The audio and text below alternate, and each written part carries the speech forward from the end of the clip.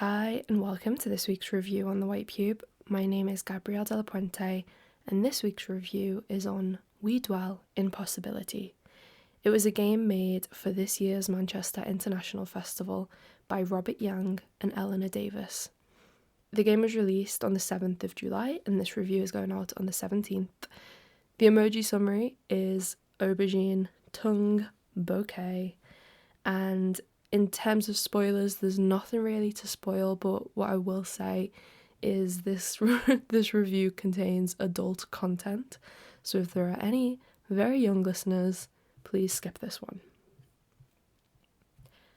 During the first lockdown, I thought a lot about what life would be like after the pandemic had passed.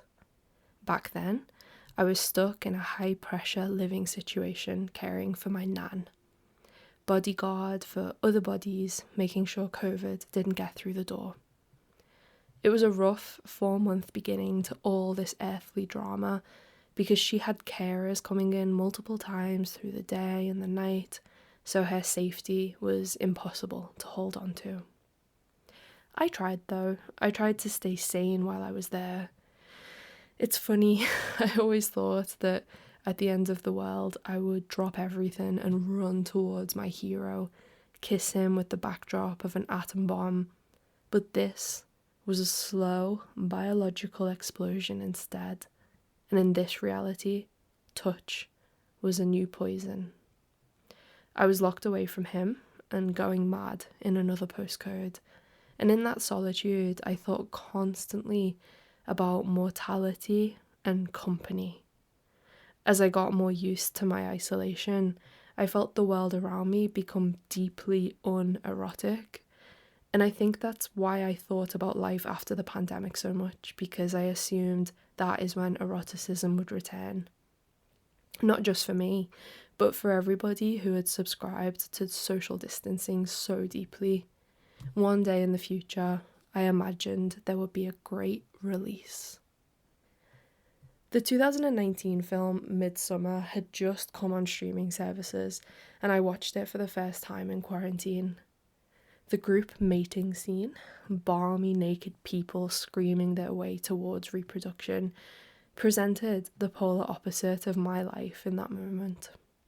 Again, I felt like I was going mad, and in my madness, I started to make prophecies about life after lockdown. Namely, I imagined rates of public sex would skyrocket. I thought, and I still think, people will have been so starved of touch that they'll throw themselves at one another like thick spaghetti getting slapped on a wall to see what sticks. It'll be in the parks, all the parks, planes, trains and automobiles. It'll be everywhere. Something on a species level will possess the instincts of the population to reproduce in an attempt to offset coronavirus death counts. But also, something euphoric will overwhelm us all, and sex will tumble out of homes and onto the roads in an effort to recuperate the joy that had to be put on hold. I imagine the public excusing their Britishness for the summer and going full-on European as they try to reconnect, become a public once again. A new queer default. Full love. That will be the great release. I thought back then that life after lockdown would look a little like Midsummer and a lot like Hieronymus Bosch's The Garden of Earthly Delights. Bodies layered on top of each other, with limbs branching out like fruit trees. A stranger on all fours with flowers coming out of their anus.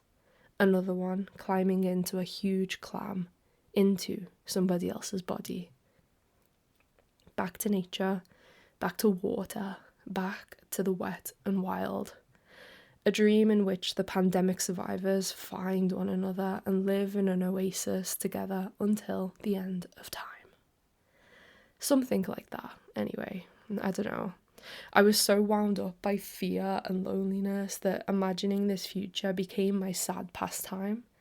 The ideas and the imagery were optimistic, and I guessed that helped me back then, in its own abstract way. I'm thinking back to it now because I played the new game by Robert Young and Eleanor Davis, commissioned for this year's Manchester International Festival. In the few minutes it takes to play, we dwell in possibility from start to finish. These public sex thoughts came flooding back. The game reached forward, pinched that memory hard out of me, and out came this roundabout review ready to catch it. And it's like a very stiff moment to stop and think about both the game and the world the game exists within. This review goes out the day before all restrictions are lifted in England, and it's an underwhelming moment, both personally and publicly. I am mostly housebound with long COVID, and even though lots of the population are vaccinated, many are staying home lest they end up like me. We can't have Bosch come true yet. It simply isn't safe. So what do we do instead? We Dwell in Possibility presents the player with an empty garden. It tells us we can't win or lose the garden, and then a flock of naked bodies walk on and off the screen continuously until the game is done. Some of them carry flowers that we can click out of their hands and place in the ground automatically. They are big and blossoming.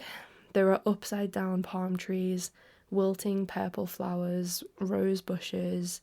The plants occasionally squeeze out a shower of cum drops that rain on the people around them. And the people bring more and more things into the scene: couches, tents, stereos, huge coffee cups, and items I can't quite pin words to, like two limp, translucent C shapes that remind me both of Watsits and silicone sex toys.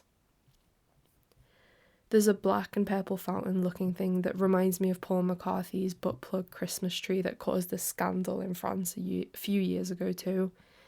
Continuing to bring the heat, the little bodies also carry projector screens with porn playing out on a loop. And less hot, big police hats with a pride rainbow stripe along its ugly curves. The people in the game move constantly until they stop to kiss and hold each other. You can press F to speed up the simulation, and the bodies look frantic as they stream through the garden. Please note, you can press F once again to bring the speed down to a cool 69%.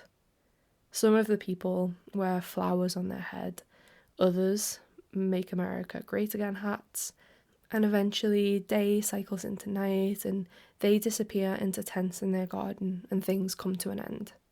Away from sight, we imagine the CUM come to an end as well. It's quick, light, and it's easy to sit back and watch as the game plays out. You can play or you can witness. Like, you can place things, but design doesn't feel like the goal here. It is a little out of our control, a little messy. Our place as the player is like holding a hand under running water and watching as the flow splits into different streams between your fingers. Something you don't do for long, but that still peaks at something natural and somatic while it's happening. The art over top of this gameplay is a little more restrained. It's pretty and polite, like if Cath Kidston did a botanical nude range. Why that would happen, I do not know. Then, these moments of political critique poke through the wholesome garden atmosphere. Sweet, pink hearts float over crotches, or they don't, and the bodies are free. And this cluster of design feels fine, but it feels like it is the beginning of something, or the edge. It's the engine revving, and then it's silent. I enjoyed the loop, and I played it multiple times to see what I could see, but it was like finding the middle piece of a jigsaw, and thus I felt my mind scrambling to create the rest of the picture. That's when my public sex prophecy stepped in. The post-pandemic Woodstock-like sexual adventure that might be precisely the culture players need during this tense, untouchable stasis. We Dwell in Possibility didn't give me the fullness I was craving. It just hinted at the nation's empty stomach. But I enjoyed thinking about that emptiness and what might have to happen to refill it. The game allowed me to dwell in possibility with a quick advert for one kind of future. It's the type of work that feels right for right now, like it's better than dwelling on the realness of lockdown malaise. This game was an imagining of what is to come through creative optimism and a good pastiche of human interaction. I think this is the kind of culture that will keep us, well, alive. Thank you for listening. If you want to play We Dwell in Possibility, it's available to play for free on Manchester International Festival's itch.io account. So the URL for that is mifestival.itch.io. Okay, enjoy, and if you do play it, let me know what you think. Bye bye.